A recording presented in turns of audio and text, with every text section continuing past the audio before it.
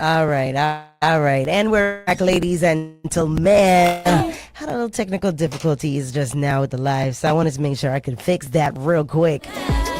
Shout out to everybody online, everybody on the TuneIn app. Good morning to you. Yes, we just wrapped up our birthday segment of the morning. So listen, let's get on into the tea time of the day. We already know all week long is moringa leaf tea. So listen, we already know, and we discussed this earlier this week, a mild earthy herbal drink prepared from the fresh dried leaves of the moringa oleifera tree. All right, moringa, also known as the miracle tree, the drumstick tree. I'm still trying to figure out why. Horseradish tree, or the ben oil tree. It originates in South Asia but is grown throughout many tropical and subtropical regions to include the Caribbean and the U.S. Virgin Islands. Right? Its leaves contain plant proteins, vitamins, minerals, antioxidants, and other natural compounds. Depending on the soil, climate, maturity of the leaves, and the method of preparation, the leaves may contain beta-carotene, vitamin C, vitamin K, calcium, potassium, magnesium, iron, and several of our B vitamins. That is truly a catch. Let me tell you, okay? Get that today. Now, drinking a strained cup of moringa tea is not exactly the same as eating an entire leaf. Yes, this is the kind of tree you could literally just take the leaves and shove them in your mouth. Okay, you can add to your salad, sprinkle them in your seasoning. You could cook with them. Like, the entire tree is beneficial to us. All right, so you can check that out. It has great antioxidant properties and helps the body to manage oxidative stress, which occurs when unstable molecules, commonly called free radicals, build up faster in the body than they can neutralize them. And a lot of things that we are exposed to, radiation and all of those things, create those free radicals in your body, and it helps to eliminate them, help your body to pass them and process them properly. All right. These compounds have demonstrated antioxidant activity in laboratory research, and this does not mean that one cup of moringa tea can prevent or cure disease. Let's be for real now, right? However, it can be part of a very overall healthy diet and lifestyle. So definitely walk with that. You need that. Okay. Now, laboratory and animal studies suggest that compounds in moringa leaves can influence inflammatory pathways. Human research remains limited, and there is not enough strong evidence to say that moringa tea arthritis disease, autoimmune conditions, cancer, or other inflammation-related illnesses. But of course, enough studies haven't been done for it to not say that either. So catch 22, right? So people may drink as part of a wellness routine, but it should not replace regular examinations, diagnosis, prescription, medication, physical therapy, or professional treatment. All right. So the leaves can be cooked similarly to Spanish, lad. Similarly to spinach, right? Or kale. It can also be added to sauces, soups, rice dishes, smoothies, porridge, and other meals. Dried moringa powder is also sometimes used to increase the nutritional content of it in foods. And people commonly drink moringa tea for energy, immune support, recovery, and general wellness. Although moringa may complement a nutritious eating plan, it cannot reduce or replace adequate protein, vegetables, fruits, healthy fats, hydration, sleep, or treatment for a medically diagnosed deficiency. So if you have iron deficiency anemia, for example, you should not assume that drinking moringa tea alone will correct the condition. However, anemia can have several causes, including blood loss, nutritional deficiencies, chronic illness, and problems absorbing nutrients. So proper testing may be required, so make sure you do that. All right. That is our tea time of the day. I got mine here in my cup. Here, stirring it up. I did a little blend today and decided to try a little bit of that lemongrass with the papaya leaf, you know? Yeah. Ever so often I try to mix it up a little bit, but sometimes it'd be a little hard for me to find the leaves that I want, right? So, but guys, this is Bush Tea in the morning. I hope you got yours. Grab a cup and pull up. Tell a friend to tell a friend. We're about to get started in just a bit. We have some more ads that we're going to play really, really quick, and then we're going to jump into the meat of our 8 o'clock hour. It's 15 minutes past the hour of 8 o'clock already. Okay, time flies when we're having fun. Also want to remind you guys, St. Thomas, you got next. We are just days away from when we are pulling up, right? We docking up, guys. So listen, We got 500 book bags and supplies that we're going to be delivering down at Emancipation Garden from 12 p.m. to 3 p.m. on the Rock. All right, we got free snow cones, face painting, popcorn. We got even more for the kids. We got free haircut gift certificates. And we are also giving away 5. That's right, not 1, not 2, not 3. 5 iPhone 16 Pro Maxes. Not just iPhone 16, a Pro Max. Lord. And let me tell you, everybody was truly excited for that giveaway that we had this weekend here on the big island of St. Croix. So St. Thomas, you got next. We ain't gonna leave you out at all. St. John, we welcome you to come on over and participate as well. This is for the whole Virgin Islands. We like to make sure we're taking care of the territory because it's not you, VI. It's not me, VI. It's we, VI, baby. So shout out, Big Girl. Always doing it big. That's 500 book bags and supplies each island. Gotta say huge to our sponsors.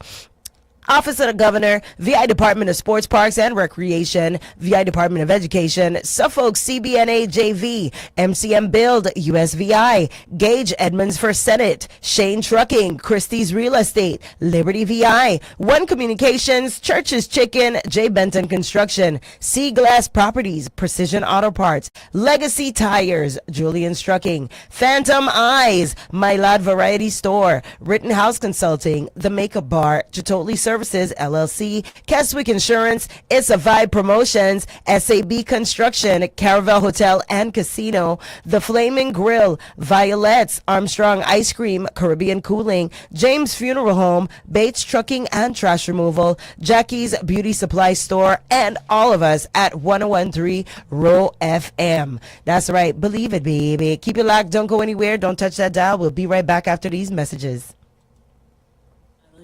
This is Stacey Basket. Early voting has begun. For months, Milton Potter and I have listened to what you are living through, enduring. You're tired of outages, tired of schools in disrepair, tired of delayed projects, tired of hearing that money has been secured while daily life still feels too hard. We hear you. I have spent years fighting to bring home the resources to meet those needs. More than $24 billion for recovery and rebuilding. Major support for our hospitals and schools. I carried your fight to Washington. Now I'm asking for your help to carry this campaign across the finish line. Federal resources do not turn into finished projects by themselves. A delegate can fight for the money. A governor must make sure the project moves, departments perform, the work is completed, and the people feel the difference. That is the responsibility Milton and I are asking you to entrust to us. No future can change unless people show up and choose it. Vote early. Take your family, call your friends, check on senior who may need a ride. You gave Milton and me the strength to fight for the resources. Now give us the authority to put them to work. On August 1st, vote for the power of 2. Stacey Plaskett and Milton Potter. Sponsored by Plaskett Potter for People. Look! 1 gig upload, 1 gig download. Perfection! I'm downloading a video on how to upload videos while uploading a video on how to download them. All at the same time. Symmetrical. Beautiful. 1 gig for $15 a month. Switch to Liberty True Fiber now. Visit libertyvi.com/fiber. Hey St. Croix, listen up! Your favorite spot, formerly known as Spicy Grill, is still turning up the heat at the Flame Grill.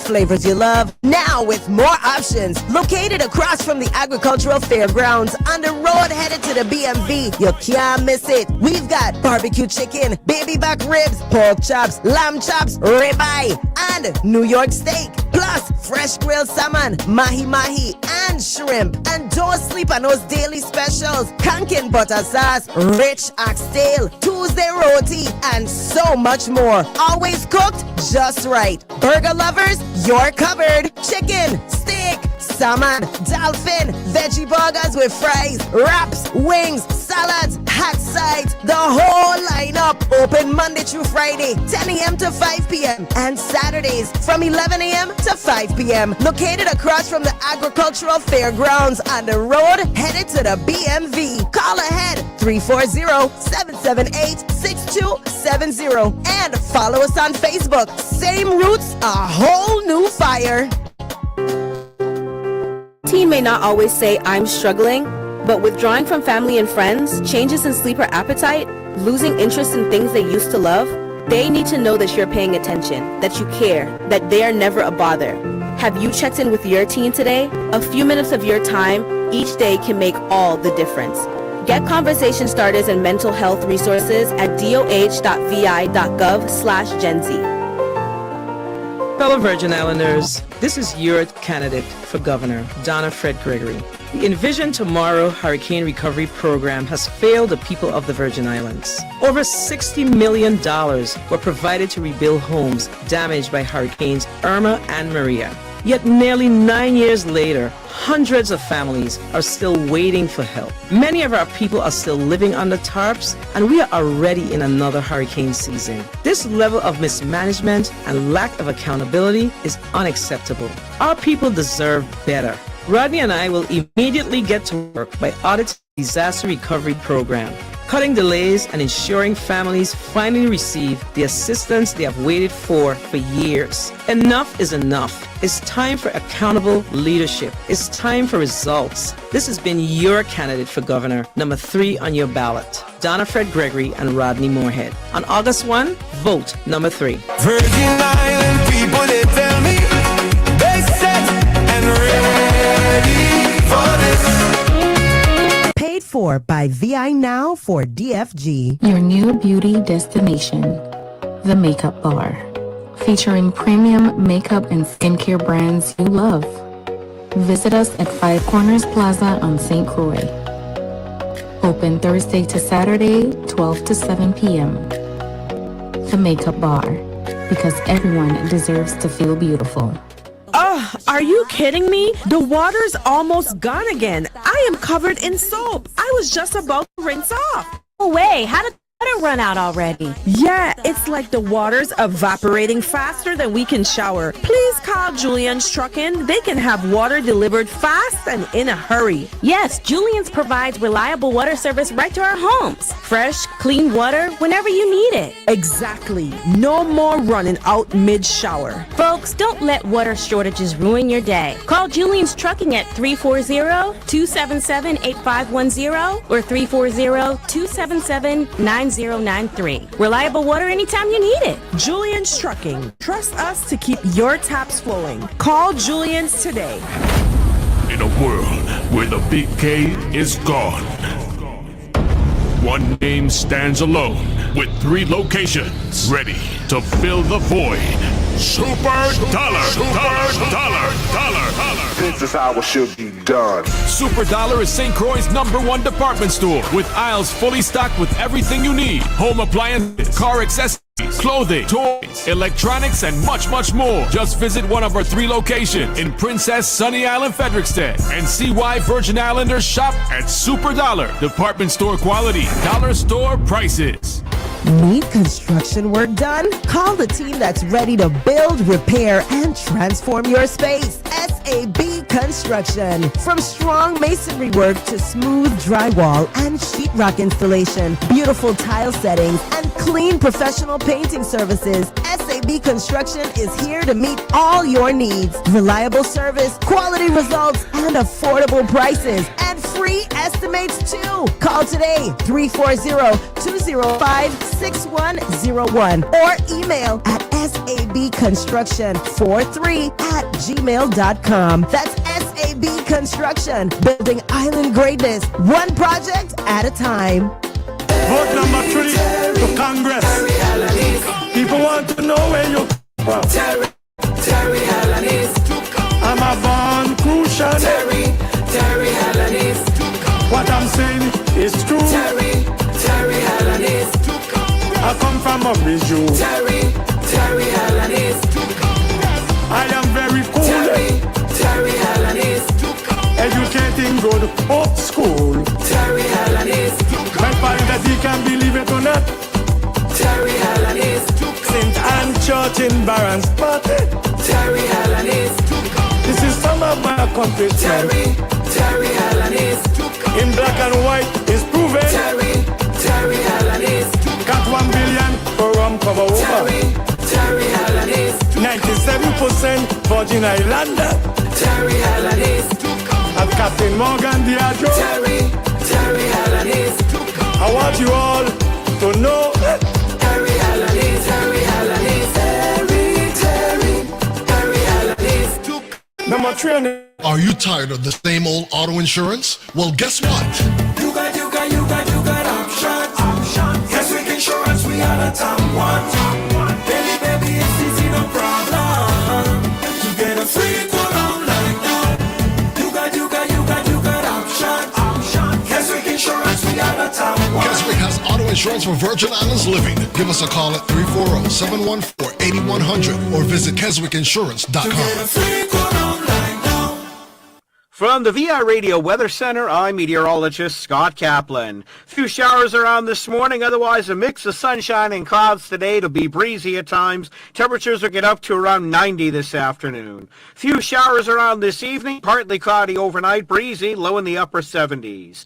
Another round of Saharan dust moves in on Thursday, a shower or two possible in the morning. Otherwise, skies become mostly sunny, hazy. We'll get up into the lower 90s. Clear skies, hazy Thursday night, lows only dropping to around 80. Hazy sunshine, breezy Friday, slight chance for a passing shower in the morning, high 90 to 95. Hazy sunshine continues on Saturday before the dust finally pulls away late in the day. Breezy, highs in the lower 90s. Mix of sun and clouds, few showers around on Sunday, high near 90. From the VI Radio Weather Center, I'm meteorologist Scott Kaplan. This is VI Star Boy Bugsy Bugs Busy Bee, and it's all about the Bush Tea in the morning show. I get my Bush Tea power on there. Hey DJ DJ, hey Neka Neekes, how we go? 101.3 Roe FM. Hey yo, catch yourself, man. Catch yourself. Yo.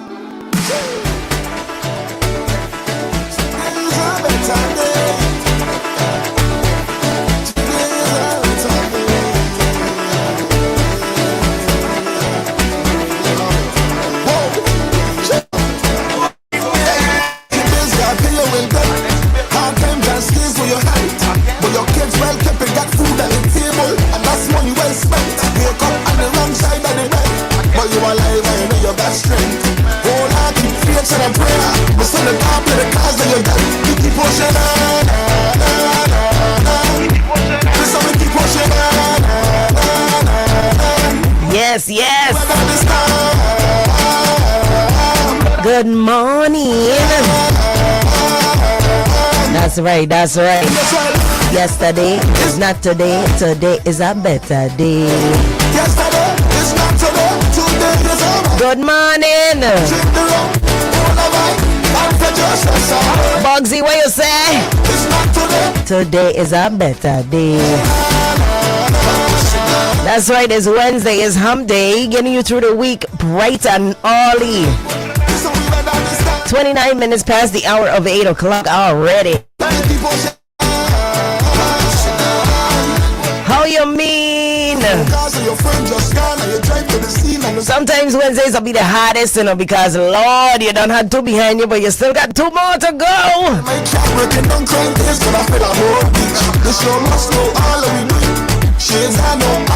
Talk to me nice. It's not today. That's right, and let me tell you something. The Flamin' Grill STX, they got good special for today. Today is Wednesday, and listen me. Today they got chicken and shrimp fried rice, ladies and gentlemen. Huge shout out to our sponsors bringing you this awesome bush tea in the morning, every weekday of the week.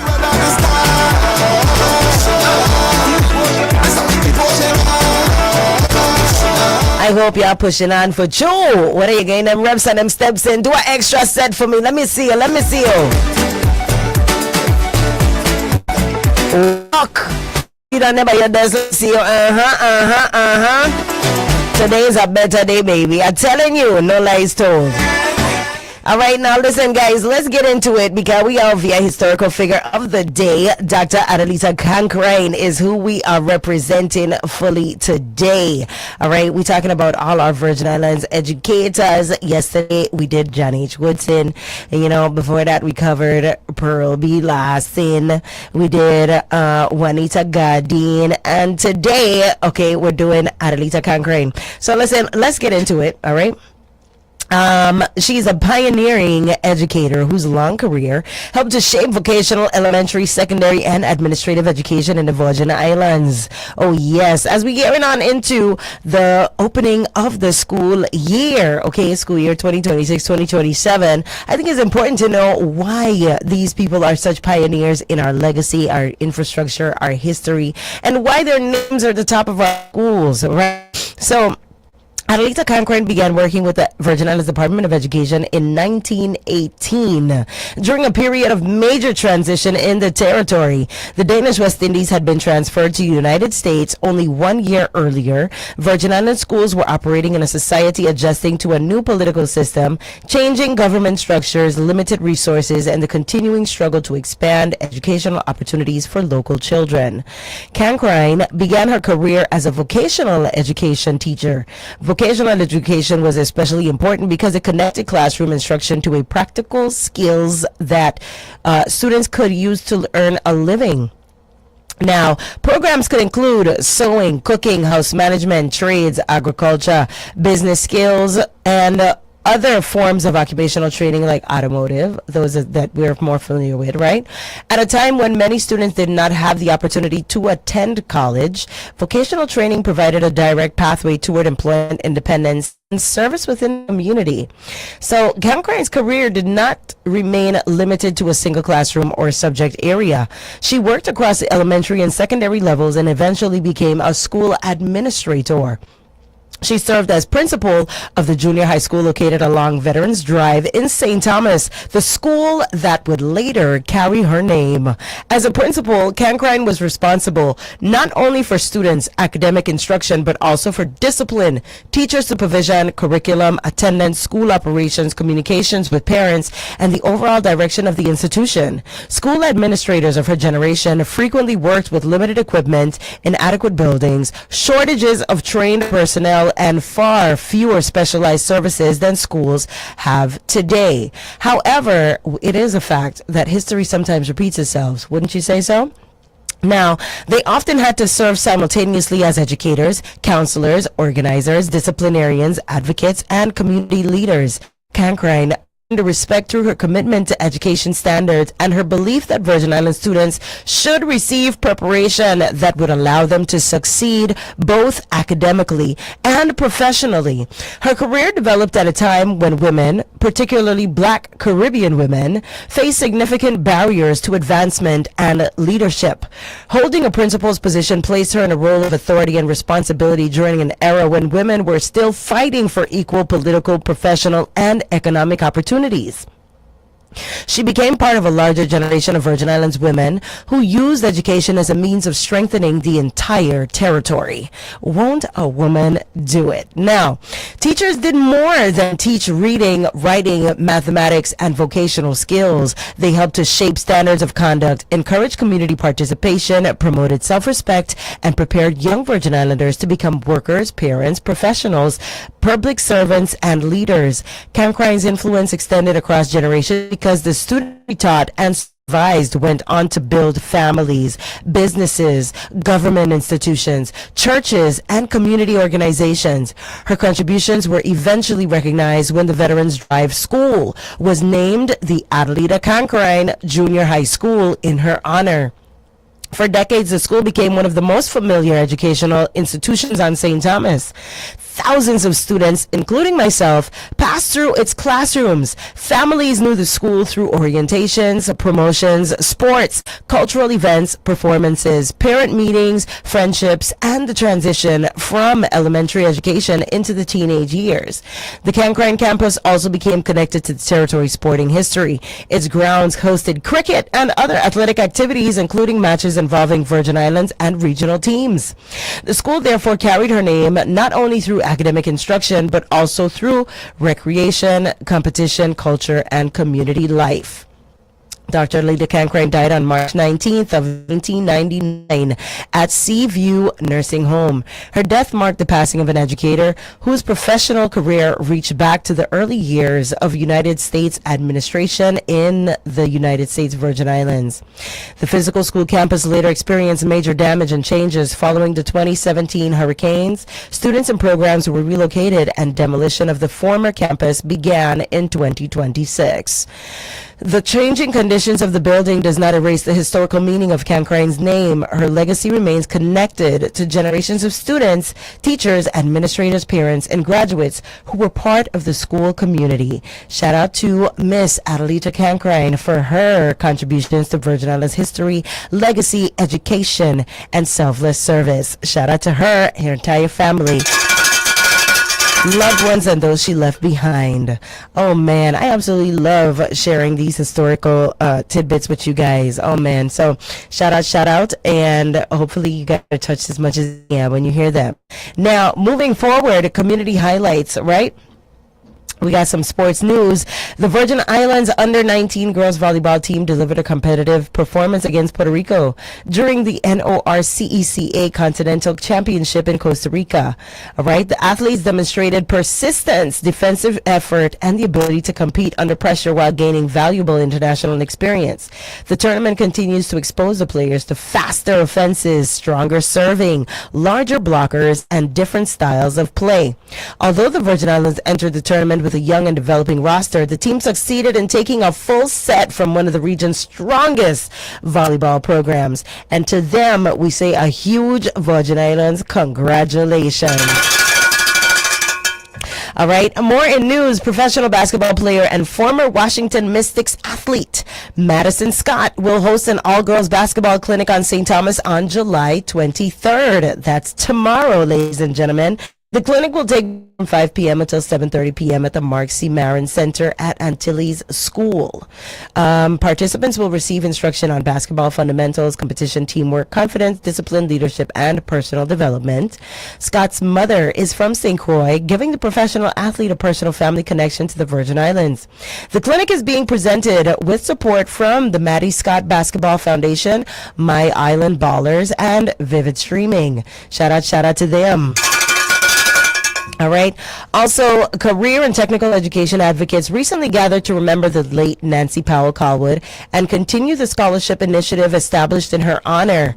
The scholarship effort supports students interested in developing practical skills that can lead to employment in trades, technology, healthcare, hospitality, construction, and other essential industries. All right. Now, also, the Virgin Islands Soccer Federation has established longer-term fan zone partnerships with Leatherback Brewing Company and the Island Green. The partnership may also to help introduce residents to youth teams, local players, federation programs, and opportunities to support the continued development of soccer throughout the territory. Also, and lastly, in our community highlights, election officials are continuing preparations for the Democratic primary while discussing vote tabulation, write-in procedures, public observation, ballot handling, and election integrity. Early voting is underway on St. Croix and St. Thomas, with the St. John early voting period beginning on July 23rd, which is tomorrow. Residents are being encouraged to review voting schedules, bring acceptable identification, and participate before the August 1st primary election. All right, so shout out to everybody who's already taken advantage and made sure that they went out to go and early vote. You know, you're avoiding the lines, but I gotta say a huge shout out.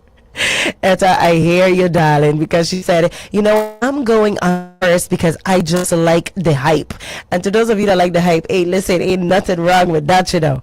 But I got some things to do on the first, so I made sure to go in and early vote. And if you are out of districts, you can also do an absentee ballot. So for those of you who need that information, please head on over to the election site as well. Now, speaking of elections, there are some questions. Some people had highlighted some concerns because there was a mix-up on the ballot with some of the candidates candidates as well as the numbers that they are represented by on the ballot. Some people have indicated that there may have been some mix-up, and they're worried that maybe even elders may have possibly made wrongful entries due to the mix-up on the ballots themselves. So hopefully we can get some more information on that in a bit. I'll be sure to reach out and find out to let you guys know. But we don't need any kind of mix-ups like that at all. We want to make sure that our votes are accurately recorded and that people don't get confused when they go in, especially if they've been saying a number for weeks on end, all right? And then they go in and they might see the switch up. It might be a little confusing, especially for our elders or those who may not be very well versed in the voting process. So remember, we have a lot of new voters that are either registered or involved in the voting process right now. And even more, I think, will be involved to come November. So let's tighten it up. It's only day 3 so far. But again, shout out to everybody that has been out there, to any volunteers that are assisting, especially the elderly, and to the entire election office that is working diligently to make sure that we are all served here in our community. All right, huge shout out to you guys. Oh yes. Now let's get into the news, because as I mentioned, we do have an interview coming in today. Those drives from the Street Addressing Initiative will be in with me today. Is Hump Day, so you already know what time it is. Now, the territory's 2 public hospitals have confirmed plans to reduce personal costs through phased workforce reductions. F. Louis Hospital on St. Croix and Schneider Regional Medical Center on St. Thomas are moving forward with measures intended to reduce overall personnel expenses by approximately 10%.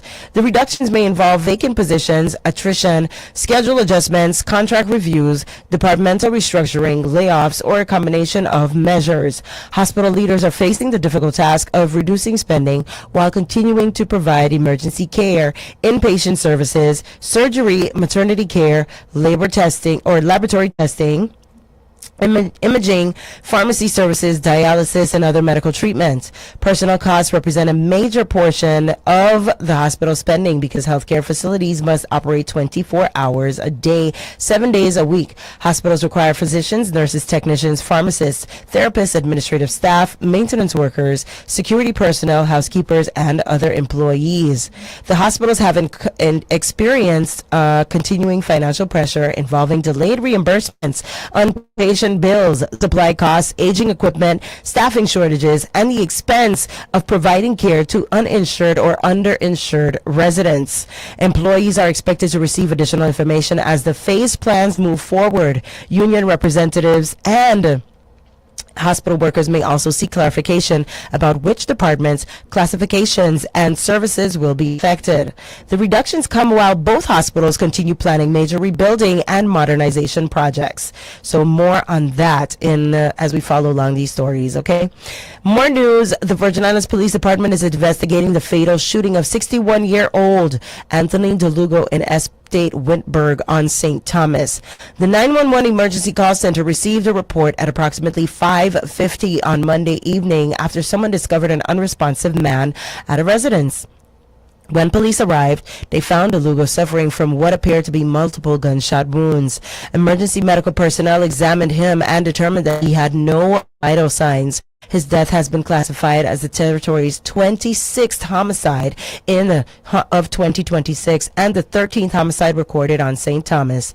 The Major Crimes Unit is leading the investigation. Detectives will likely examine the residence, bullet casings, possible weapons, surveillance footage, telephone records, nearby cameras, witness statements, and any known disputes or interactions involving the victim.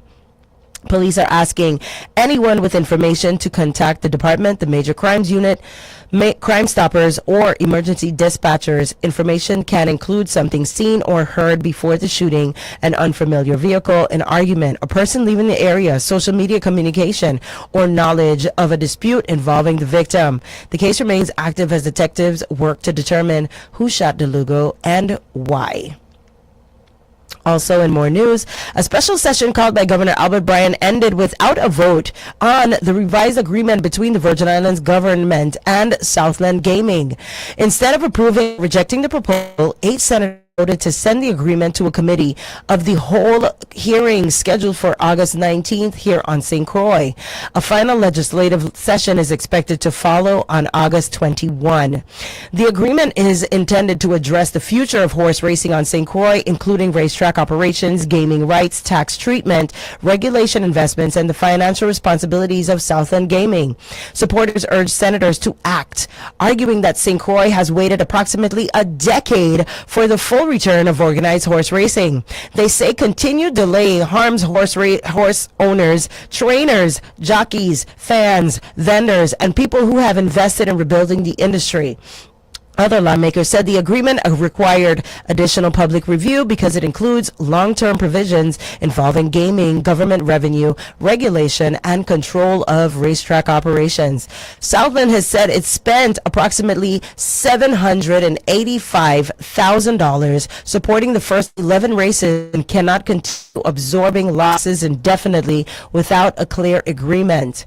The governor warned before the session that sending the proposal back for further consideration could cause the arrangement to collapse. Senators who supported additional review maintained that they should not approve complicated long-term agreement without sufficient time to examine its financial and regulatory consequences.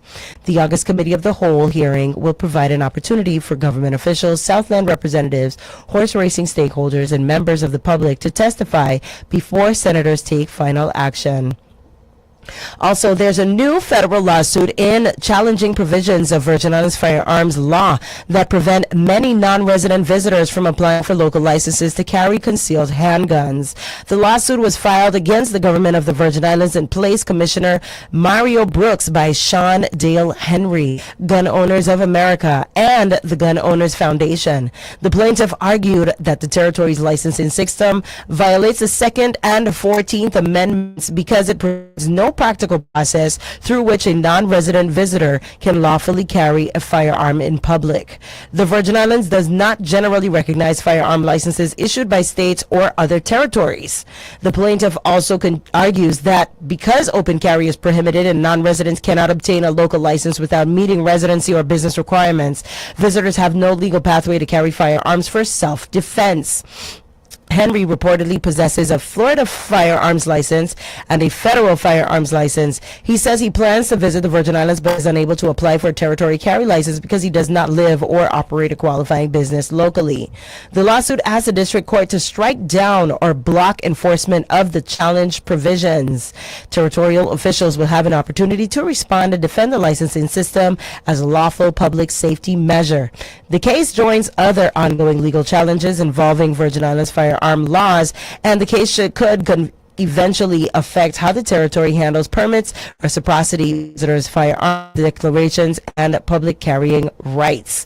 Now, speaking of carrying, a St. Croix man is facing felony domestic violence charges after police said he assaulted his girlfriend, who was approximately 4 months pregnant. The incident reportedly occurred after the woman rejected the man's sexual advances. Police allege that the accused slapped her, squeezed her neck until she could not breathe, and threw her onto the floor. The woman reportedly landed on her abdomen during the confrontation. Responding officers documented red marks on her neck, a scraped knee, and a broken bra strap. Allegations involving pressure to the neck are treated seriously because strangulation can cause internal injuries, even when there are limited visible marks. Possible complications can include damage to the airway, blood vessels, nerves, and brain. The alleged victim's pregnancy adds another level of concern because a fall or blow to the abdomen can endanger both the woman and the developing child. The accused remains presumed innocent unless the government proves the charges beyond a reasonable doubt. Investigators are relying on photographs, medical records, witness statements, emergency calls, or prior communication and accounts given by both individuals. The court may also impose conditions restricting contact between the defendant and the alleged victim while the case proceeds. Police say a man also who initially appeared to be the victim of a shooting accidentally wounded himself. The incident prompted a law enforcement response after authorities received information suggested that someone had been shot. During the investigation, officers reportedly determined that the injured individual had been handling or possessing a firearm when it discharged. Cases of this type require police to determine where the weapon came from, who it belonged to, whether it was legally registered and who owned it, and whether the injured person was legally permitted to possess it. Investigators may also examine whether the firearm was carried safely, whether alcohol or drugs played a role, and whether the initial account given to police was truthful. Possible charges will depend on the ownership and legal status of the weapon, the circumstances of the discharge, and whether investigators believe false information was deliberately provided. The incident remains subject to the informal court and investigative process. All right. Now, also, a Stonehouse Junction LLC is seeking permission to rezone property at Mount Welcome here on St. Croix for the construction of a proposed 68-room hotel. Now, we need that. Oh, for sure, we need another hotel. All right. So the company has asked that parcel number 1, Welcome to Mount William, be changed from a waterfront zoning classification to a neighborhood business classification. The proposed zoning change was presented during a public hearing conducted by the Department of Planning and Natural Resources. Representatives said the hotel would expand St. Croix's lodging inventory, create construction and permanent jobs, generate additional tax revenue, and increase commercial activity. The developers maintain that the proposed hotel would be designed to remain compatible with nearby land uses. Before recommending approval, planning officials may consider traffic, parking, drainage, wastewater disposal, water demand, emergency access, height, density, coastal conditions, and the possible effects on neighboring properties. Residents and nearby property owners may submit support, objections, or recommendations as well. The proposal comes amid continuing discussions about how St. Croix can attract new tourism investments while ensuring that development fits the character, infrastructure, and environmental limitations of the island. Planning officials will review the information presented at the hearing before issuing a recommendation. That being said, a revised approach to redeveloping Canal Bay on St. John is generating renewed concern about conservation, historic preservation, commercialization, and public access. All right. Under an earlier 2023 plan, hold on one moment. Half of the roughly 150-acre property for the resort could have been used. The remaining area would have been managed for public recreation, historic interpretation, conservation, and access through the Virgin Islands National Park.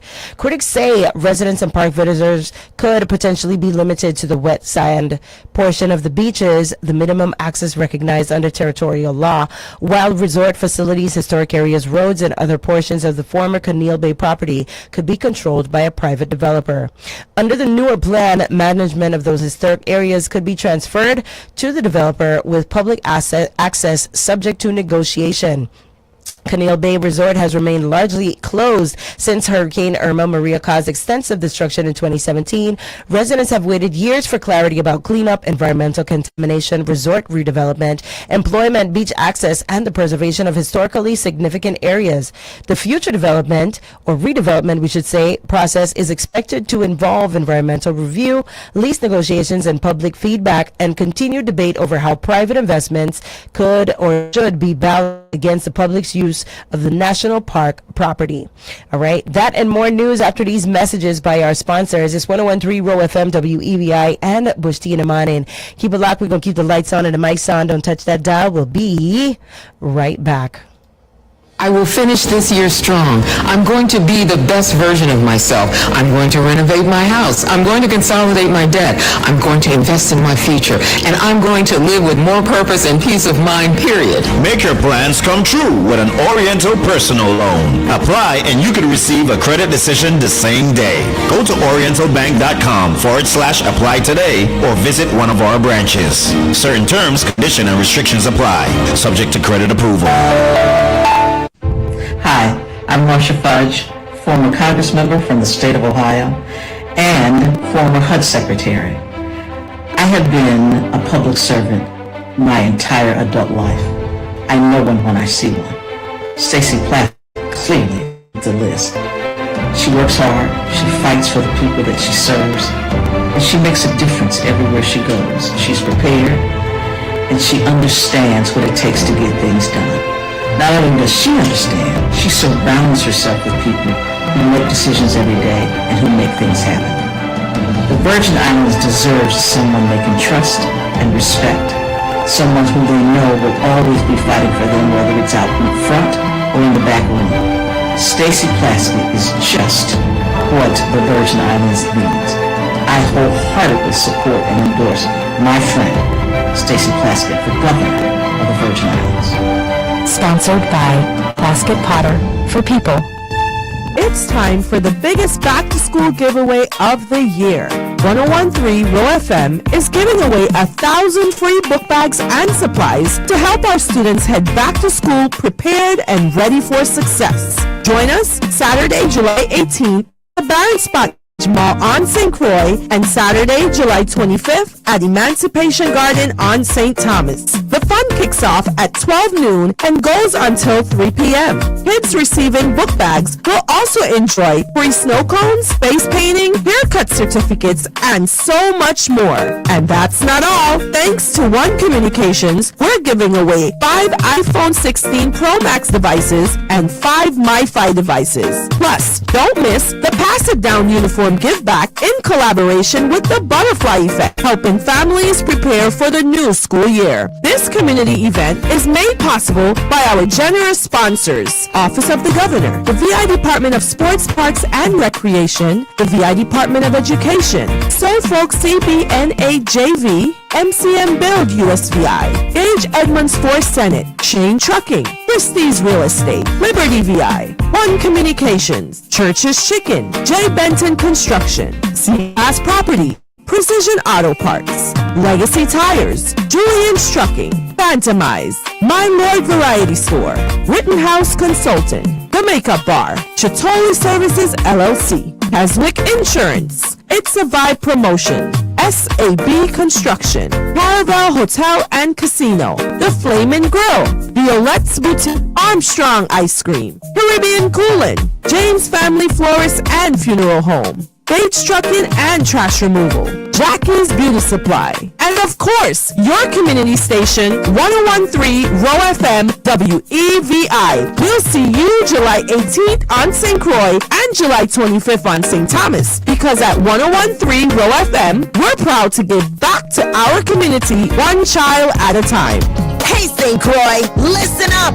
Your favorite spot, formerly known as Spicy Grill, is still turning up the heat as the Flaming Grill. Same flavors you love, now with more options. Located across from the Agricultural Fairgrounds on the road headed to the BMV. You can't miss it. We've got barbecue chicken, baby back ribs, pork chops, lamb chops, ribeye, and New York steak. Plus, fresh grilled salmon, mahi-mahi, and shrimp. And don't sleep on those daily specials. Kankin butter sauce, rich oxtail, Tuesday roti, and so much more. Always cooked just right. Burger lovers, you're covered. Chicken, steak, salmon, dolphin, veggie burgers with fries, wraps, wings, salads, hot sides, the whole lineup. Open Monday through Friday, 10 a.m. to 5 p.m. and Saturdays from 11 a.m. to 5 p.m. Located across from the Agricultural Fairgrounds on the road headed to the BMV. Call ahead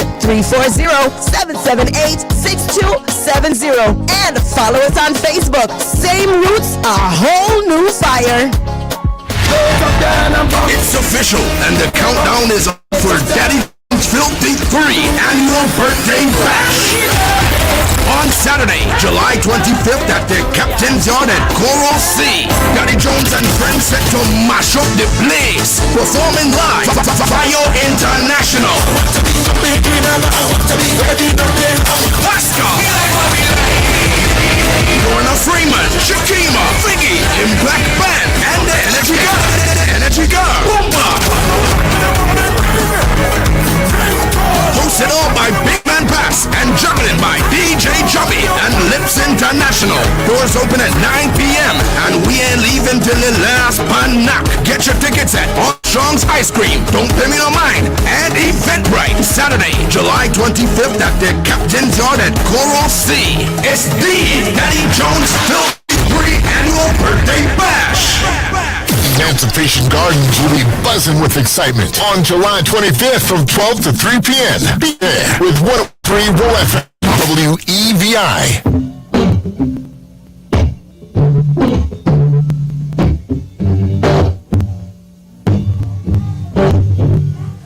In the city, remember you used to drive a Yukon.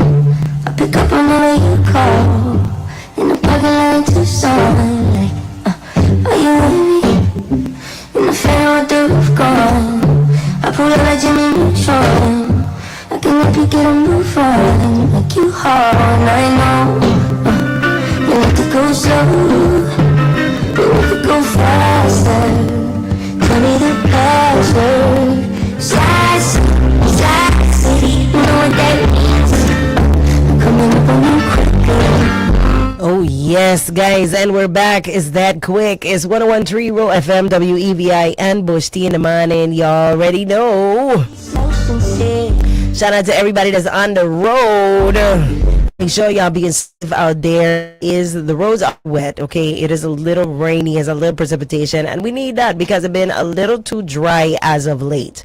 So make sure you are taking your time. If you're already late, you're done late. You can't be more late than what you is. So, yeah, right? Just take your time. Don't be trying to pass and swerve and speed and them kind of thing. Just please be safe. We don't need any more bad news at all. All right, but briefly, we just went over some news. I just want to go over just some brief highlights about last night's congressional debate recap. All right, so we had 4 Democratic candidates seeking to become the Virgin Islands' next delegate to Congress. All right, faced off in a 90-minute debate. All right, it aired last night. Compliments of the Virgin Islands Consortium as well as WTJX. All right, so former Senators Emmett Hansen and Janelle Sarro, former U.S. Attorney Delia Smith, and former State Federal Relations Director Terry Helenese. The candidates were questioned about hurricane recovery funding, healthcare, postal delays, violent crime, territorial rights, and how they could work with the current federal administration. Moderators also confronted each candidate about issues from their professional or personal record. One of the most pointed moments came when Smith was questioned about a federal judge's criticism of her former U.S. Attorney's office for failing to meet a court deadline and allegedly giving misleading explanations. Smith maintained that a national electronic filing filing problem caused the delay, but she did not directly address all of the discrepancies cited by the judge. Sarro was questioned about past domestic violence related proceedings. She apologized to voters and described her actions as a response to abuse initiated against her. Helenese was also asked about a previous restraining order matter, which she said resulted from a former romantic relationship and was ultimately dismissed following a settlement. Hansen was challenged about not having a campaign website despite emphasizing his communications experience. He responded that he was running to serve as delegate, not to be a webmaster. Good morning. How are you doing? On Discovery Recovery, all 4 agreed that federal project awards have not been kept pace with the true cost of rebuilding in the Virgin Islands. Smith said federal requests must reflect local shipping, construction, and real estate costs. Hansen criticized FEMA FEMA's use of stateside pricing. Sarro proposed the Government Accountability Office review of FEMA's approval backlog, while Helenese said she would pursue additional congressional appropriations. All 4 candidates said they would work with the Trump administration despite political differences on territorial rights and the insular cases. Sarro favored partnerships with territorial rights organizations, while Smith and Helenese said lasting reform would require congressional action. Hansen focused on unequal treatment involving Social Security, Medicare, and veterans benefits. Healthcare produced another clear contrast. Sarro and Helenese called for eliminating the federal Medicaid cap imposed under Section 1108. Smith said the territory's immediate difficulty is paying its required local matching share and improving outdated billing systems. Hansen emphasized recruiting qualified healthcare professionals and providing them with proper equipment and resources. On postal delays, Smith and Helenese blamed the Virgin Islands administrative connection to Puerto Rico. Smith proposed separation separating the two systems so the territory could receive dedicated postal resources. Saro proposed establishing a mail hub on St. Croix's South Shore, while Hansen suggested joining with our other territories to press postal leadership collectively. When asked about violent crime, Hansen proposed stationing a dedicated Coast Guard cutter in the Virgin Islands to combat gun and drug trafficking. Smith emphasized a stronger federal local law enforcement partnership. Helenise pointed to available federal funding for law enforcement and youth programs, while Saro called for greater transparency surrounding federal border security funding. Overall, the debate showed four different approaches. Hansen emphasized territorial unity and practical services. Helenise highlighted her federal relationships and government experience. Saro focused on aggressive oversight and structural reform, and Smith emphasized federal prosecution experience, law enforcement, and direct work with federal agencies.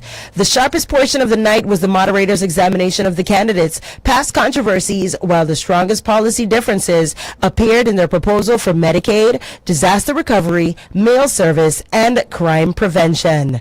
All right, that being said, I hope you guys got those highlights from last night's debate, courtesy of WTJX as well as the Virgin Islands Consortium. Guys, we're going to cut to a brief commercial break, and when we get back, we got those guys from the Street Addressing Initiative. That's right, they're right in here with us from the Office of Lieutenant Governor, ready to share some updates and information with you. So don't touch that dial. Keep it locked. We'll be right back. It's 101.3 Roe FM, WEVI, and Bush T and Amana with your hostess, Neeks. We'll be right back. Don't touch that dial. Mm-hmm.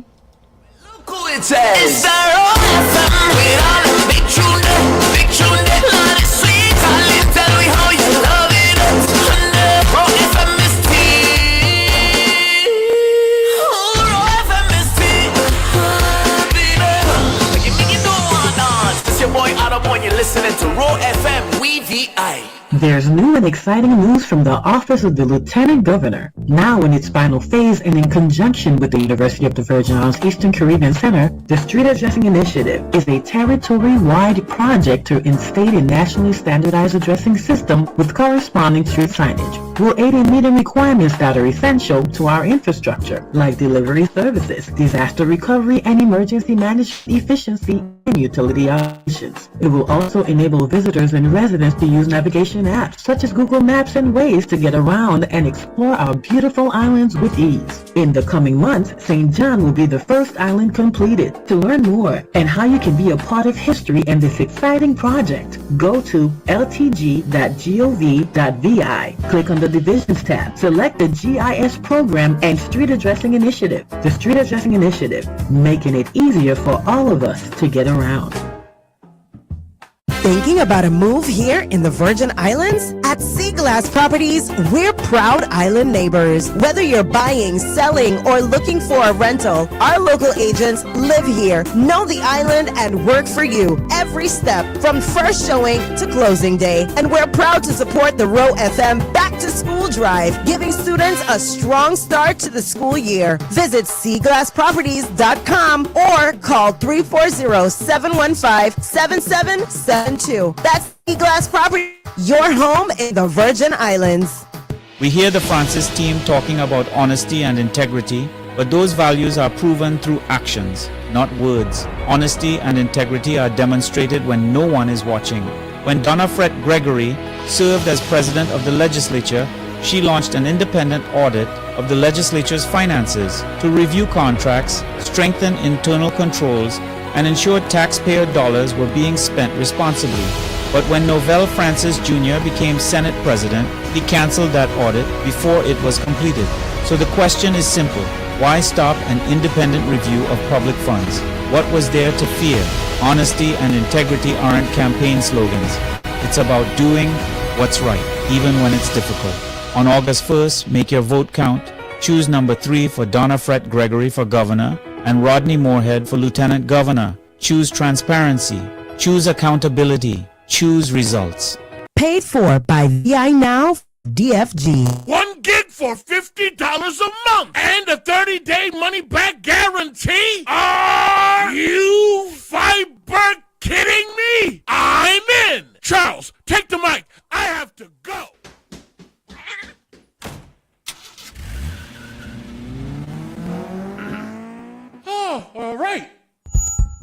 Visit libertyvi.com/fiber and switch to Liberty True Fiber now. I will finish this year strong. I'm going to be the best version of myself. I'm going to renovate my house. I'm going to consolidate my debt. I'm going to invest in my future. And I'm going to live with more purpose and peace of mind, period. Make your plans come true with an Oriental personal loan. Apply and you can receive a credit decision the same day. Go to orientalbank.com/apply today or visit one of our branches. Certain terms, conditions, and restrictions apply. Subject to credit approval. Hello, I'm Jim Clive of South Carolina, and I'd like to share why I'm honored to be supporting Stacey Plaskett as the next governor of the Virgin Islands. Stacey Plaskett is an outstanding member and a good and powerful individual. I watched her develop real relationships with members of all persuasions and in both parties. She fought every day for the people of the Virgin Islands, and she made real progress. Voting can make a difference. Vote for Stacey Plaskett and Milton Pollard for governor and lieutenant governor. Sponsored by Plaskett Potter for People. Look! 1 gig upload, 1 gig download. Perfect! I'm downloading a video on how to upload videos while uploading a video on how to download them. All at the same time. Symmetrical. Beautiful. 1 gig for $50 a month. Switch to Liberty True Fiber now. Visit libertyvi.com/fiber. It's time for the biggest back-to-school giveaway of the year. 101.3 Roe FM is giving away 1,000 free book bags and supplies to help our students head back to school prepared and ready for success. Join us Saturday, July 18th at the Barron Spot Village Mall on St. Croix and Saturday, July 25th at Emancipation Garden on St. Thomas. The fun kicks off at 12 noon and goes until 3 p.m. Kids receiving book bags will also enjoy free snow cones, face painting, haircut certificates, and so much more. And that's not all. Thanks to One Communications, we're giving away 5 iPhone 16 Pro Max devices and 5 MiFi devices. Plus, don't miss the Pass It Down uniform give back in collaboration with the Butterfly Effect, helping families prepare for the new school year. This community event is made possible by our generous sponsors: Office of the Governor, the VI Department of Sports, Parks, and Recreation, the VI Department of Education,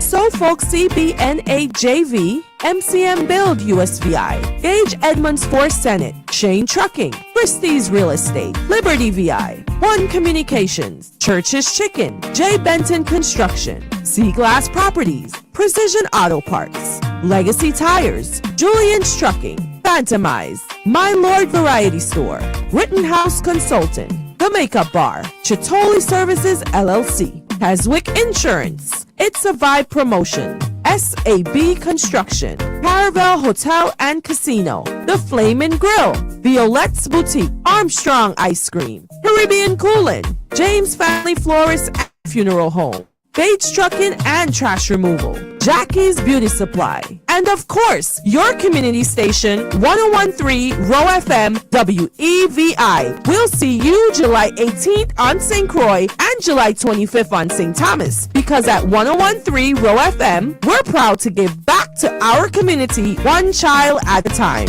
Hey St. Croix, listen up! Your favorite spot, formerly known as Spicy Grill, is still turning up the heat as the Flaming Grill. Same flavors you love, now with more options. Located across from the Agricultural Fairgrounds on the road headed to the BMV, you can't miss it. We've got barbecue chicken, baby back ribs, pork chops, lamb chops, ribeye, and New York steak. Plus, fresh grilled salmon, mahi-mahi, and shrimp. And don't sleep on those daily specials. Kanken butter sauce, rich oxtail, Tuesday roti, and so much more. Always cooked just right. Burger lovers, you're covered.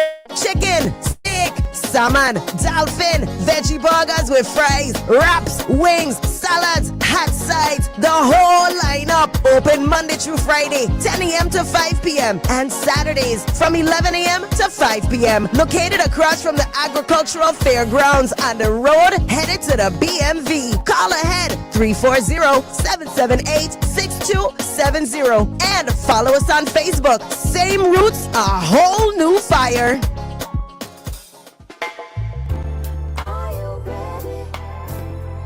Greetings, this is Neka Neekes, your candidate for delegate to Congress. For too long, the Virgin Islands has been treated as an afterthought.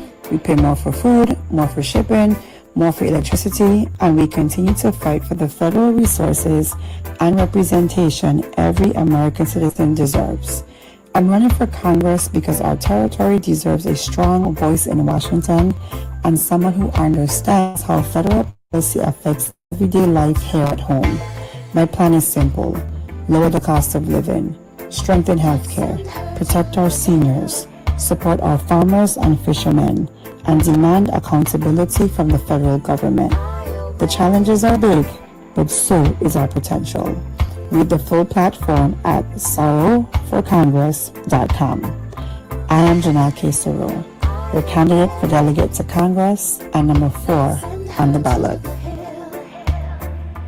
This July, the excitement never stops at Caravel Casino. Every Sunday from noon to 4 p.m. Join us for Sunday Fun Day, where 5 Lucky Rewards Club members will each win $500 cash every hour. Plus, receive free slot play based on your club tier. If you're 50 or better, every Monday for $10 in free slot play. Tuesdays and Saturdays, Rewards Club members receive bonus free slot play based on their tier, and every Wednesday, enjoy another free slot play offer just for visiting. Then, turn up the heat. Thursday nights from 7 p.m. to 11 p.m. during our Beat the Heat drawings with $500 cash winners every hour. Every Friday from 3 p.m. until midnight, it's our staycation drawings where hourly winners take home $500 cash or a 2-night hotel stay,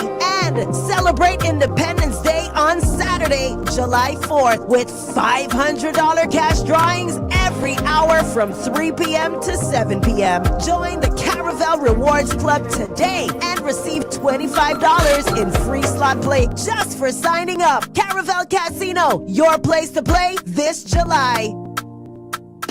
Welcome to the new and improved My Lord Variety Store and Smoke Shop, conveniently located in the Barron Spot Village Mall, Bay 14, St. Croix, SVI. See it from the road. Discover a world of delight from our soothing soaps, enchanting essential oil, and holistic scented body oil. We have a wide variety of therapeutic incenses, traditional burning sages, scented candle. We provide everything that makes your senses come alive. Smoke fill up the skies from yours truly. We offer the most extensive range of rolling papers in the Caribbean. Pre-rolled cone, filter tip, rolling tray, exotic bong, custom-made pipes, grinder, CBD hemp products, ice-cold drinks, liquor, and much more. And don't forget the blend. Be sure to come in and scratch for your chance to win on any of our many Caribbean lottery games.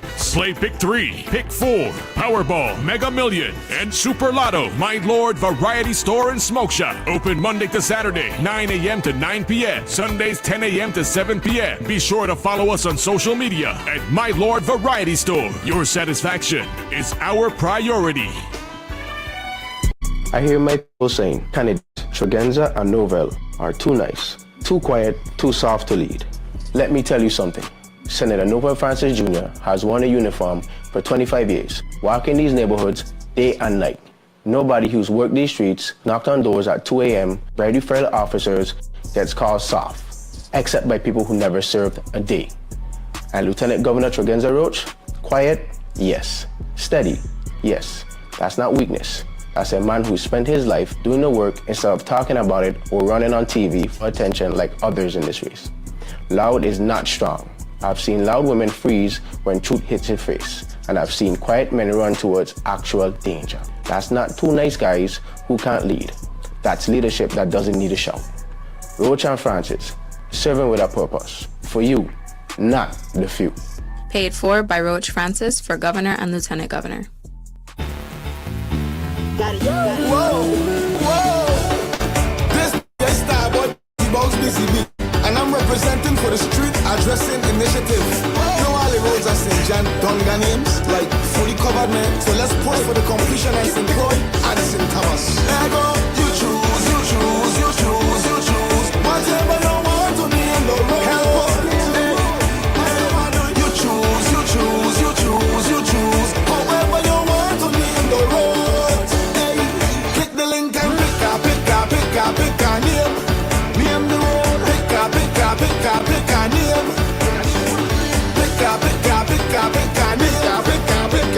I demand you to pick a name. Click the link and find the address. Hey, let me get the address. Find the address. Just find the address. Name the road. Hey, let me get the address. Just find the address. Name the road. Hey, let me get the address. Name the street. Hey, let's find the address. Hey, let's get the address. Yeah. This message was brought to you by the Office of the Lieutenant Governor, man.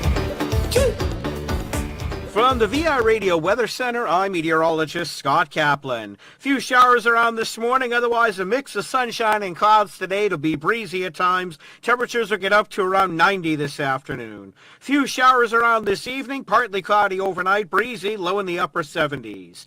Another round of Saharan dust moves in on Thursday. A shower or two possible in the morning. Otherwise, skies become mostly sunny, hazy. We'll get up into the lower 90s. Clear skies, hazy Thursday night. Lows only dropping to around 80.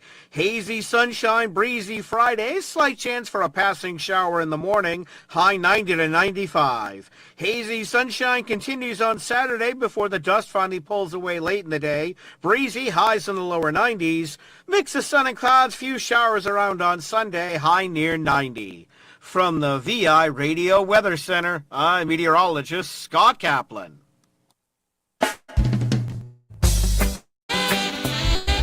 Oh, what a night, what a night, what a night. Oh gosh, what a night. I feel good when you're wrapped up in my arms, dancing to a reggae song. Feel good, feel good. I feel good, cause your perfume isn't loud, and only I can talk about. Feel good, feel good. Yes, we feel real good. It's Wednesday. Good morning, good morning. And as you guys know, as promised, we got those guys from the Street Addressing Initiative from the Office of the Lieutenant Governor right here with me. Good morning, good morning. Oh, yes, good morning. Always a pleasure to have you guys in here. Welcome back to Bush Tea in the morning. Thank you for having us. Yes, sir. It's Always a nice vibes, energy going on in here. Yes. So let people know who you are and your positions. We don't usually just end up jumping into these conversations, right? Like we're pulling up on the block. Yeah, true. So, always high active. So right. My name is Pedro Nieves, GIS analyst for the Geospatial Information Systems Division of the Lieutenant Governor's Office. And here with me is also the project manager. Yes. Chris George, morning everyone. Good morning, Chris. Yes, so the GIS division, of course, is a division of the Lieutenant Governor's Office. Yes. Under it. But the Street Addressing Initiative is a project of the Lieutenant Governor's Office in general. You know what I mean? So it's like a division of the division. Well, we're the division of the Lieutenant Governor's Office, but the project is over-encompassing Lieutenant Governor's LGO. Office project. It's not a GIS division specific project. Okay. Yeah, we're just handling it. Yeah. Okay. I get a clarification. All right. Awesome. So I heard you earlier. Kind of took a heartstring for me. Kamal De Silva was one of the youths that I brought up. Oh my God! You're gonna get me emotional in here today. Paid for entertainment family of Brass Valley. See my shot? Yeah, with him, Danny Beans and Andre. That was our little crew. Oh when we were doing the gosh. shows. And Wow. Kamal was always special to me. So shout out to Yes. the Silva family. Yes, his mother's birthday His today. mother, shout out moms, and of course And King shout out King Wadabli. Wadabli. Yes, rest in peace also. Ras Valley Massive. So. Mm-hmm. It was good to hear you say that earlier. I was just looking at man. some texts he had sent me back in the day. Right? I was doing that this morning. Listen, you don't know how difficult this morning was to me. I was like, 6 years. Where has the time gone? That's gone quick. Man, Quick. and our last conversations took place like 3 days before he passed, 3 or 4 days before he passed. And man, we actually used to manage him as an artist. How we really got close. Okay, cool. I never really saw that. I mean, I saw the music, but we were out of the business by that point. Right. So, but man, we did so much for him. I still got logos and stuff we never got to drop, things of that nature. And of course, I ended up working with a lot more artists of that caliber and nature because of him. In that generation. Yes, and that. Oh man, listen, his handprint in my life is still very prevalent today. It caused like a domino effect that's still happening even 6 years after he passed. So he's one of those people. His mom is like family. So guys, shout out the whole crew. Yes, all the brothers and sisters, everybody, the nieces and nephews, everybody. He got a nephew look just like him. Yes. So, oh man. So that's good to hear. But anyway, back to street addressing. Oh yes. So we're on the move as usual. This week has been a little hectic, just getting everything in line for budget hearing, which we have coming up tomorrow afternoon. So people could tune in and see what's going on with Lieutenant Governor's office, our goals, objectives, stuff's coming up for the next year.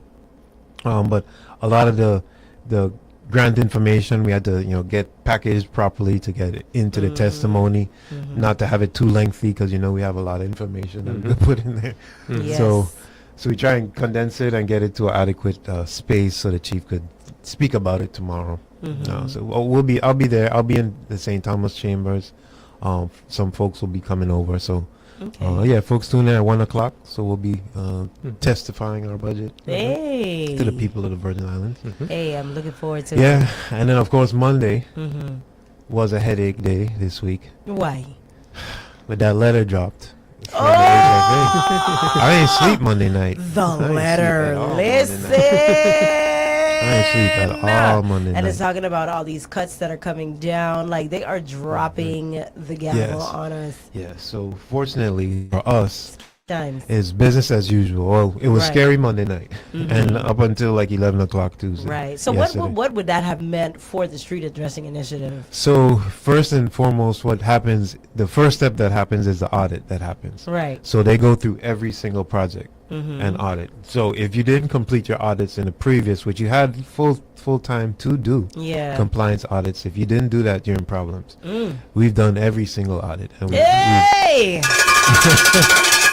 and we passed with flying colors on every single one. We keep our paperwork clear and transparent. So you could pull up anything for any of our payment requests. You could go through it. We have all our contracts are on the website. Right. So that's what they look for first. They go through that audit piece. And if you ain't past that piece, that's when you really get into problems. They could either cut future or even go into and do a pullback. So the pullback is actually taking grant money that was already allotted. And that's what you don't want to happen. So I can imagine there'll be some of that going on. So I saw someone posted online that hundreds of jobs will be removed. From what, the program management, like ODR and HFA? Just the different agencies that depend on that funding. Yes. So I always thought it would be better for the individual agencies to manage their own grants instead of one main hub. And you need some really in-depth project managers and grant writers at that level. Correct. To do multi-level sub-grantee going on, you know what I mean? So there was that, they had some of that, and shout out to the corrections that did happen. Yeah. When we went over to ODR, that was one of the corrections that happened. So we actually went from the HFA general umbrella to the disaster recovery infrastructure, and they took all of our grant program over there. Right. So we've been managed from that aspect, and it's been working great. Right. So it all comes down to how you've been actually doing your grant, making sure all your paperwork's proper. Yeah, all crossing your T's, dotting your I's. You have to. You got It's to. free money. Yeah. And that's one thing with federal money. They don't play by that paperwork. Eh? No, it's free They money, don't but it play. don't You play can't by the just put something on paperwork, paperwork because they want to see the proof. Yeah. And HUD is probably the most hectic out of all. Yeah. So we have we have multiple grants. We have Right. FEMA grants. We have Office of Highway Safety grants. We have Department of Transportation grants. This is just us, Yeah. the GIS division. Right. HUD is by far the most tedious and like paperwork red line driven. Because a lot of it is coming for development of housing and Yes. you want to make sure that the houses are built properly and by code to electrical, plumbing, foundation, all those things have to Right. be in place. So they And make those sure. codes have recently changed in recent years. So Yeah. making sure that they're up to standard is We even have one of more the stringent schools. right. In the Exactly. US. Correct. Building codes. Correct. Yeah, that I heard for sure. And which is insane to me because we have so many states that are impacted by tornadoes. And although we have hurricanes that sometimes come with tornadoes in them, Yeah. you know, They still don't build with concrete. they still don't in those places, They still right? don't build with And it's concrete. like, why are they? But you know what? I appreciate us not having to live in them matchbox. I mean, Yeah, yeah. it's hard to do renovations. You can't just lick down a wall. And then, I'll take a hurricane over a tornado any day. Facts, you know, because Earthquake, you could keep that. and those Tornado, tornadoes keep are that. huge. Yeah. Yeah. They're And they running, just try and rip drive through. away from yeah, a tornado. like you don't even need rain for a tornado to just show up. It just be like, hey guys, pull up to the barbecue. Oh no, Everything gone. That I think that is the one thing I'm probably a little bit more terrified of than hurricanes. But we do have them in hurricanes. We see water spouts in and around the island all the time. Yes. But they're nothing in comparison to those things. And still we Not a have the mile more wide and all those things. right. And still we have the more stringent building codes. So that's always puzzled me. But They have a different logistics when it comes to that because of the possibility. What's the possibility of your house getting struck from a hurricane? Right. I'm not a hurricane. I'm sorry, a tornado. Tornado, correct. Because it'd be like your tornadoes, pass through the neighborhood and your house would be just fine, but the one next door wouldn't be. But I mean, Tornado Valley and them kind of places. But for sure, they yeah, get the flooded. whole area. For You sure. know, Yeah, I saw one where an infant was ripped out of her mother's arms, and they found the baby like in a field somewhere, but she was Yes, fine. still alive, yes. So you saw it too. I was like, what? Probably a lot of angels flying around. Hey, something, Something's mama. gotta be going. You see Because- cows and stuff be going up. Man, you survived the spin-off, much less the landing. Oh, Yeah. God bless. So again, HUD is the hardest. So I know they're gonna be the hardest when it comes to the auditing. Yeah. So I hope that our sister agencies have all their things in place. Mhm. But it's been, and that's a lot of times. I to the governor's point, we do have a very limited population, and that Yes. includes a limited population of contractors. Correct. Contractors that are licensed, Right. contractors that Mhm. have a federal code. We have less and less of And less and everything less 'cause and less people and are less. leaving. Yeah, but we gotta yeah. bring people in from the States. So it has taken a while as far as getting our vendors up and running. I know we've had to walk a lot of our vendors through the process of Mhm. getting your SAMS code, Yes. getting all these other federal requirements Correct. to actually become a vendor to get the money. Yeah.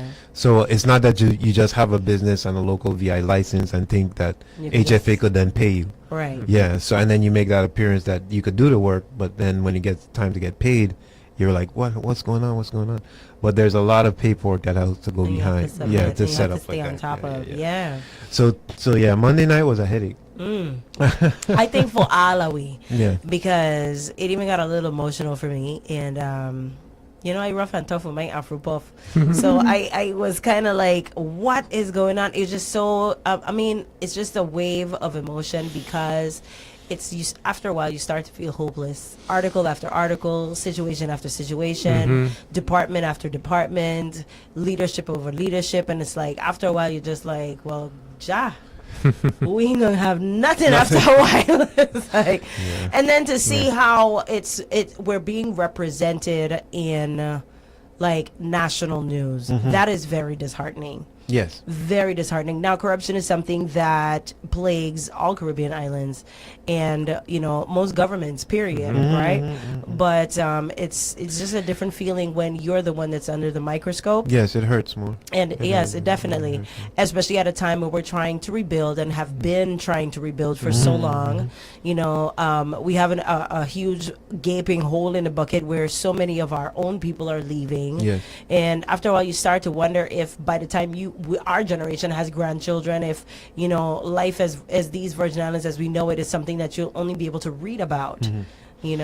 So and that's what it takes. This is the advent of new and brave leadership coming in these next couple of years, leading us into the 2030s. Right, which is why this election is one of the more important ones. We don't have the luxury of friend business and thing anymore. We need people that really could get the job done, because we have more than overused our resources and our leniency to be able to make those kinds of decisions and say, okay, well, we'll give you 2 years to figure out the job, and we don't have that kind of time. We should have never had that. We should have never had that kind of time. But with the leniency and our ability to govern self, when the cat's away, the mice come out to play, right? So you see it in some regard, but you mean to tell me nobody ain't say nothing? Nobody felt no type of way? Nobody ain't raise a red flag and say, hey, something wrong, hold on, are you doing too much? So it's just one of those things. And that's the thing, it's up to the agencies now to really pull up the strings. I would hate to be an agency head right now. And that's the thing, is you got to really show proof of work. Right. And show proof of value, more importantly. And integrity, which is what everybody is looking at. Because the checks that some people are getting, is it worth the value that they're putting back into the government system? This is what system? I'm saying, right. And that argument can be had, and then, but the thing is too, we have to look at it, from a perspective standpoint as well, and put everything in context. So in Louisiana, there's still contracts that are still open from Katrina. Imagine that.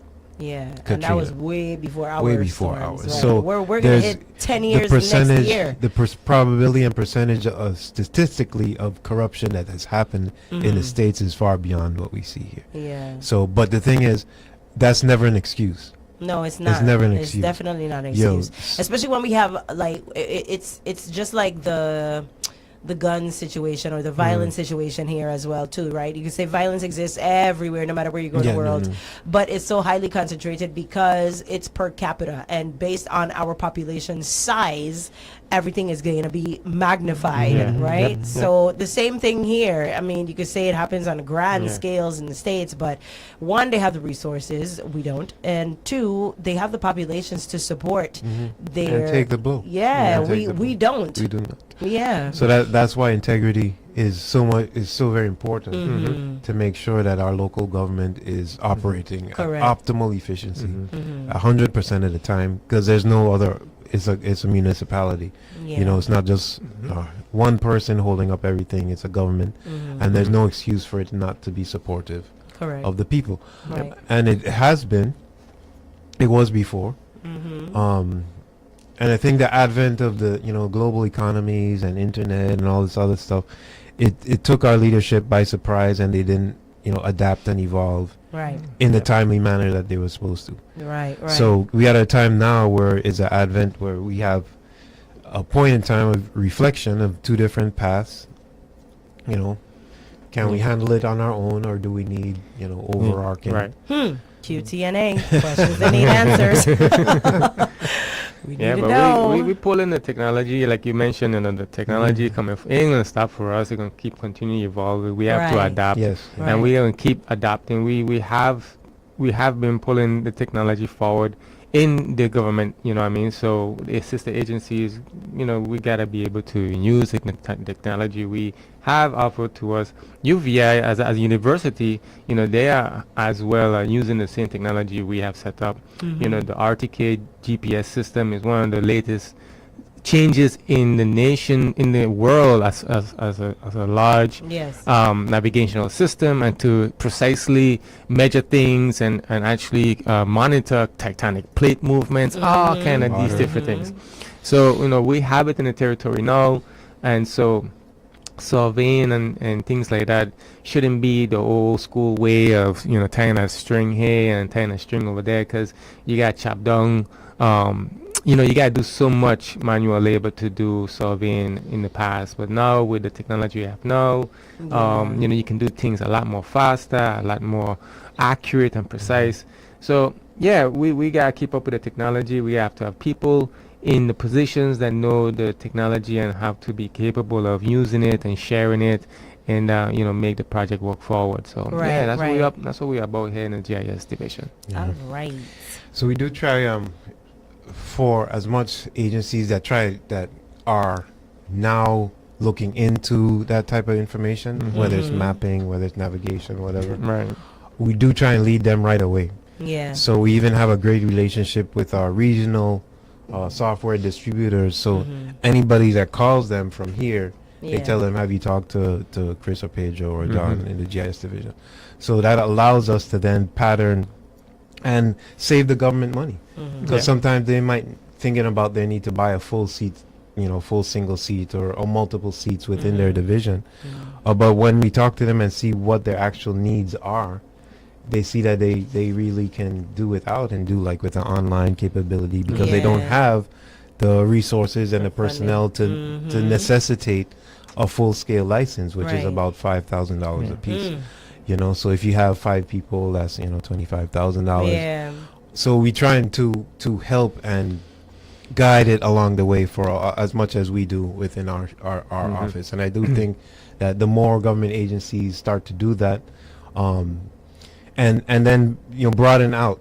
So like for us, we know that our maps go to DPNR right away, they go to Public Works right away. Why not open those channels with both of those agencies to facilitate the review process, facilitate the communications, so that the customer is not doing that. Right. The resident isn't doing that. Correct. So we are doing that currently. So when so by the time a customer receives their building permit to go build or final occupancy, everything's done. Hey, that's like talking that's what about we're working on. It need to make sense. It need to. I always say we're in the year of our Lord 2026. There's certain things like we just need to be up and up about. Yes. And people have enough going on. We want to take stuff off of their plate. Correct. It's already nerve-wracking when you're going through that process. Especially as a first timer, So I appreciate the effort and the work that you guys are putting into making traversing these shores of our own a little bit easier. Yep. So as far as those other technologies like Pedro was talking about, a lot of those are grants, successful grants. You know what I mean? So that's one we got through highway safety. We're going to be procuring some outlandish, screens and hardware, some drone equipment, the aerials. We're going to be buying new aerials for the territory, which means we're going to be actually soliciting the plane and the crew and the cameras and fly with them over the islands to get new aerial imagery. So we could schedule. I mean, that might be a good field trip for. Don't play with me. I want to come for real. For WeVI, get some great. Content, get some content and see WeVI above the skies. And getting a full overview of the different districts, the estates. I would love something like that. That'd be cool. I think that'd be pretty cool. Hey. So that would be. We'll look into that definitely. So we do have the meeting with the plane company hopefully next week, and then schedule when they're gonna come down and. Because they have to actually bring the plane and station it and make sure they have the gas truck and all those types of things. So it's a lot of intricate pieces to the puzzle, but it's cool to see that we ourselves are doing these type of things. You know what I mean? So is that a glass bottom plane? Yeah. Oh God. Oh my God. Just lay on the glass and look back. I don't know. My belly doesn't dip. But I would love an experience like that for real. Lord, oh man. You guys have such an interesting job. Yeah. It's really cool. It is. We meet a lot of folks, a lot of federal agent partners. Just yesterday, we had a meeting with the USGS online with a new. What is USGS? The USGS, the U.S. Geological Survey. They have new products coming out, so they do nationwide stuff. So they have the 3D 3DP program. That's the digital terrain program, and the whole nation. Yeah, for the whole nation. They come in the same to Puerto Rico and the USVI, and they are just a lot of times they come asking a lot of the agency leaders to provide some of the priority areas and what they're looking for to that would help them justify the missions that they're doing. Yeah. And so we had a meeting yesterday regarding that. New products coming out. They already did some flybys. So these are island-wide LiDAR data sets. So these are laser ranging. It's pretty much a scan of the territory that penetrates trees and leaves, and so it gives you what it provides is a bare earth model of the territory. Correct. And so these data sets, they're higher resolutions, and they're good enough to be used in this type of scale, these small island scales. And so that's just one of the meetings. We have Region 2 meetings with FEMA every month and things like that, talking about the products that we're creating. Right. They get activated, of course, for the hurricane or tropical storm that's in the south, the Panhandle now in Florida. They get activated over for the West Coast as well. So sometimes we have to cancel meetings because of that. Other times because of the shutdown and things like that. But we do have a lot of meetings with other agencies regarding national products and things like that. So yeah, it's always a work in progress. We're always collecting data. We sometimes folks like the environmental planners and those scientists that look for data, they come to us first for the most part. But if we don't have that particular data set, I know where to go and look for it in a national data set too. So they always come to. They still ask us, where to look, how to look, and things like that. So it's all good. Yeah. Because there's so many studies that happening on a daily basis here in the territory. A lot of people. Oh yeah, it's a lot of studies. And this mission was a land-based mission, so that's one aspect. We like to see things in land, and then we want to see things in the sea. And so NOAA, the National Oceanographic Administration. Right, I hope I didn't butcher that. But anyways, yeah, NOAA, they have a fleet of boats that scan the seas. And so they provide different data sets. But most of the thing is that these boats are huge. And they have a hard time scanning near shore reef, near shore habitats. And so that's a different technology. So they come with the planes now, the same planes that do the LiDAR scanning. They have a different system that do near shallow reef and mangroves and lagoons and things like that. So it's a lot going on out there that we stay abreast to make sure we don't get left behind. Right. Oh man, because a lot of that information is applicable for. Yeah, I'll circle back around to the whole GIS division and the SAI, because they still gotta know where people live, how to get there, how to navigate. We still gotta provide the street address. Now this is a street address for your building, for your business, your church. This is your geographical location. We know this is tied into the national database. So once we complete this project, your address, you can be so happy. You can be so happy. Yeah, wait, Miss. And speaking of which, we were talking about the different locations that we're still missing street names for. This is like Clifton Hill and otherwise. And I know you guys are mentioning. It seems like, those who have participated are the ones that would participate. I mean, we know our people. Right? Sometimes they got a couple that you gotta drag up and whatnot. But we do have plans in place for them as well too, and to make sure that we get through this last 15% of the roads in strong fashion. Because again, and that was kind of the headache for me on Monday, is that we're so close to the end. Correct. So close. So damn close. And to have it stop would have been a nightmare, Man. So I'm glad that, our program managers and all of our work have proved valid for proof of work for continuing the project.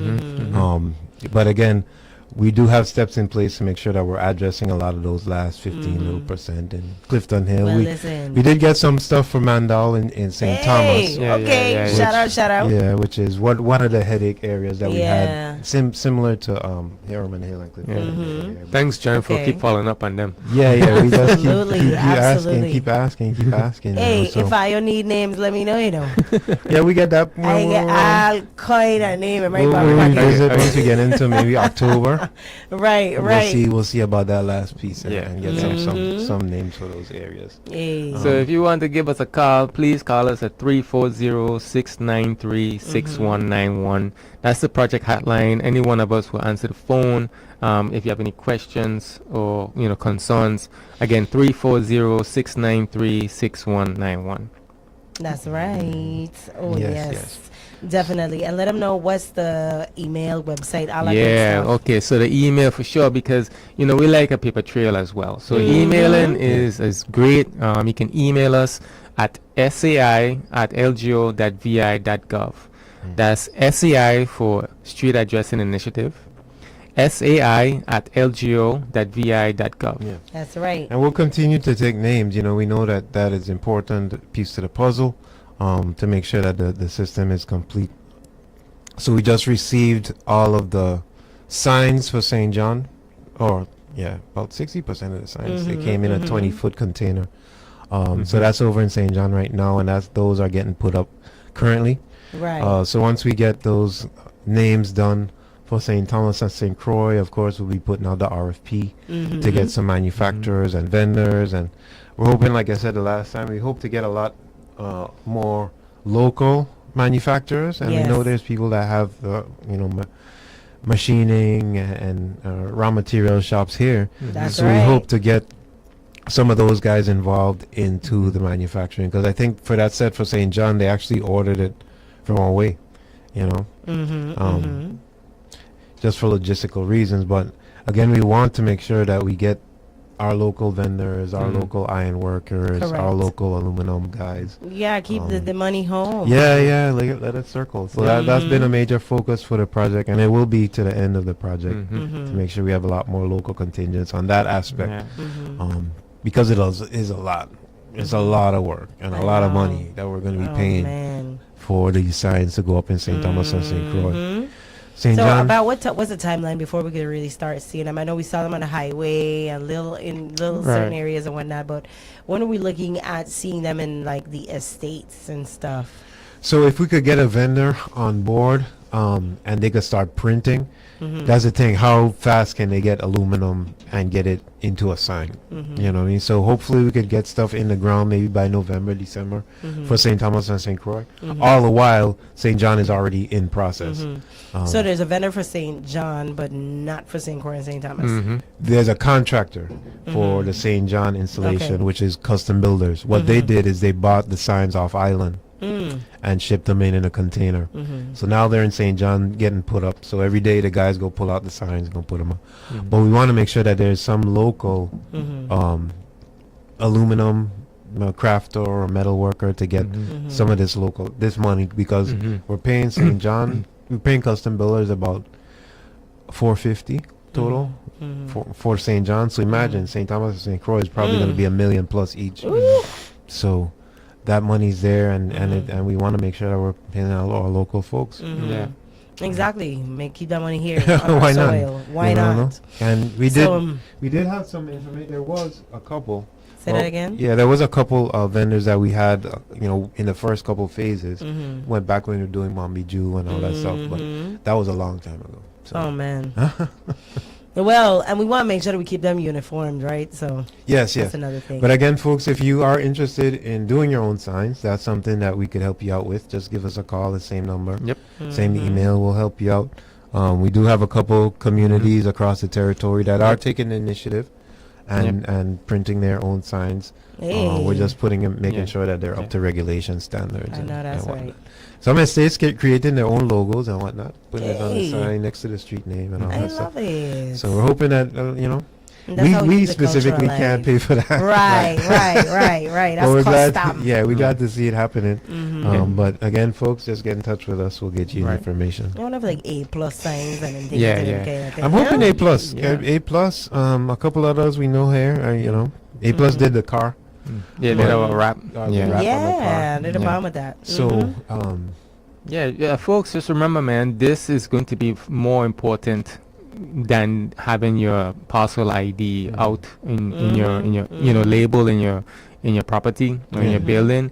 The street address is going to be more important to be displayed than your parcel ID. Correct. Okay. So numbers, if you're a business selling numbers and stuff like that, all of that going to be that's like economics. Oh, man.